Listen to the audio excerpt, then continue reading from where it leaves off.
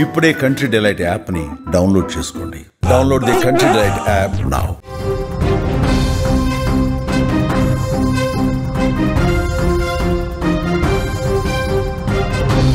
మూసీ నదికి భారీగా వరద ఉధృతి. నార్సింగి సర్వీస్ రోడ్డు పూర్తిగా బంద్ అయిపోయింది.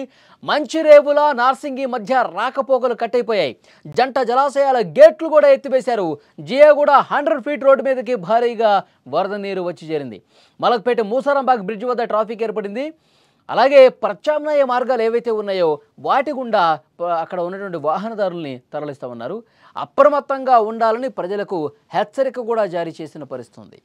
హైదరాబాద్ నగరంలో భారీ వర్షాలు, ఎగువ ప్రాంతాల నుంచి వస్తున్న వరద కారణంగా మూసీ నది ఉధృతంగా ప్రవహిస్తోంది.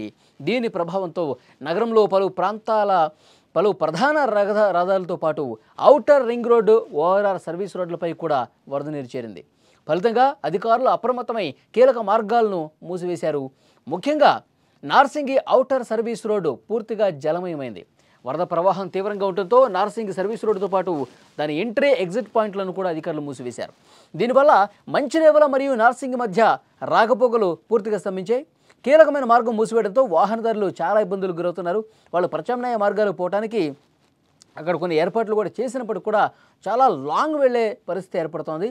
సో ఎప్పుడు ఈ వరద తగ్గుముఖం పడుతుంది, ఎప్పుడు ఈ మార్గంలో ప్రయాణాలకు అనుమతి ఇస్తారో తెలియనిటువంటి పరిస్థితి కనిపిస్తోంది.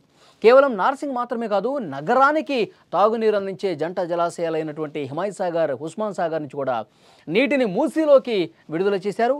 దీని కారణంగా నది పరివాహక ప్రాంతాలన్నీ కూడా రహదారులు జలమయమైపోయాయి. జియాగూడ ప్రాంతంలోని 100 ఫీట్ రోడ్డుపైకి నీరు భారీగా చేరింది. అంతేకాకుండా మలక్పేట నుంచి మూసారాంబాగ్ బ్రిడ్జ్ వైపు వెళ్లే రోడ్లపై కూడా వరద ఉధృతి పెరిగింది. ఆయా మార్గాల్లో ట్రాఫిక్ను పూర్తిగా నిలిపివేశారు.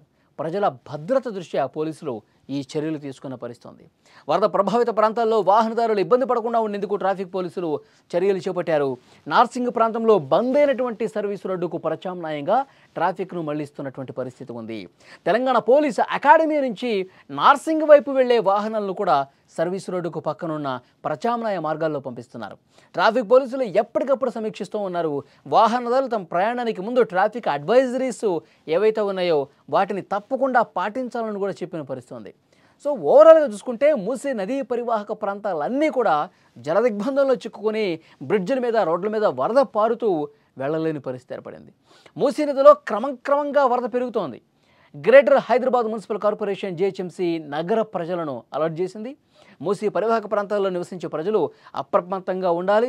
ప్రయాణించాల్సిన అనివార్య పరిస్థితులు వస్తే దయచేసి అధికారిక సూచనలు పాటించాలి. ప్రత్యామ్నాయ మార్గాలను మాత్రమే ఉపయోగించాలి.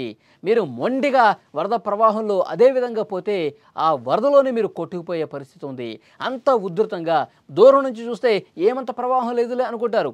ఆ రోడ్డు మీద కొద్దిగా మనం రిస్క్ చేసి వెళ్ళిపోవచ్చు అనుకుంటారు కొంతమంది.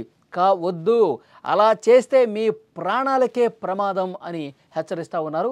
ప్రత్యామ్నాయ ఏర్పాట్లన్నీ కొంచెం 1-2 కిలోమీటర్లు దూరం ఉన్నా సరే అటు మార్గాల్లో, ఆ ప్రత్యామ్నాయ మార్గాలు ఏవైతే అధికారులు సూచించారో ఆ రూట్లలో వెళ్ళాలని చెప్తా ఉన్నారు.